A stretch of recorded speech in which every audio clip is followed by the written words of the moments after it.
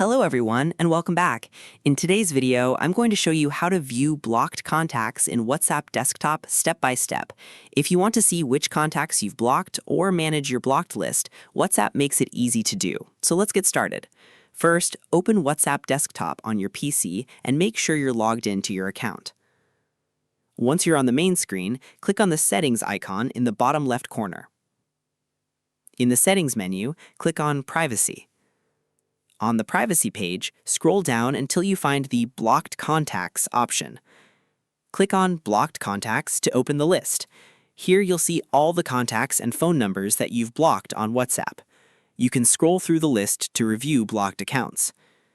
If you want to unblock someone, click on their name or the Options menu next to their contact.